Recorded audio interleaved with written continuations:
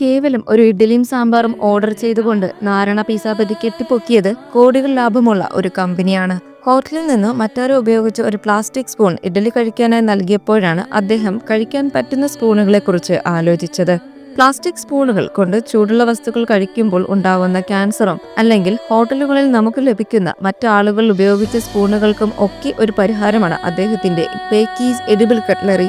3 വ്യത്യസ്തമായ ഫ്ലേവറുകളിൽ, അതായത് ഗോതമ്പ്, ചോളം, ആട്ട എന്നിവ കൊണ്ട് ഉണ്ടാക്കിയെടുത്തിട്ടുള്ള ഈ കട്ട്ലറികൾ നമുക്ക് ഉപയോഗിച്ചതിനു ശേഷം കഴിക്കാം. സ്പൂണുകൾക്ക് പുറമെ ഭക്ഷ്യയോഗ്യമായ ഫോർക്കുകൾ, ചോപ്സ്റ്റിക്കുകൾ എന്നിവയും അവർ നിർമ്മിക്കുന്നുണ്ട്. ആദ്യകാലങ്ങളിൽ 6000 മുതൽ 7000 സ്പൂണുകളാണ് നിർമ്മിച്ചിരുന്നതെങ്കിൽ ഇന്ന് 8 മണിക്കൂറിൽ 50,000 സ്പൂണുകൾ നിർമ്മിക്കാൻ കഴിയുന്ന മെഷീൻ അദ്ദേഹം വികസിപ്പിച്ചെടുത്തു. അതുകൊണ്ട് തന്നെ 2016 ഇന്ത്യയിൽ തന്നെ 1.5 ദശലക്ഷത്തിൽ അധികം കട്ട്ലറിയാണ് വിറ്റിട്ടുള്ളത്. ഒരുപാട് ഗ്രാമീണ സ്ത്രീകൾക്കും ശാരീരിക വൈകല്യമുള്ളവർക്കും തൊഴിലവസരം കൂടിയാണ് ബേക്കീസ് നൽകുന്നത്. നാരായണ പിസ്സ ഈ ഒരു സംരംഭം പ്ലാസ്റ്റിക് ഉപകരണങ്ങൾക്ക് പകരമായി ഭക്ഷ്യയോഗ്യമായ കട്ട്ലറി ഉപയോഗിച്ച് പരിസ്ഥിതി മലിനീകരണം കുറയ്ക്കാനും ആരോഗ്യകരമായ ഒരു പരിഹാരം നൽകാനും കഴിയും.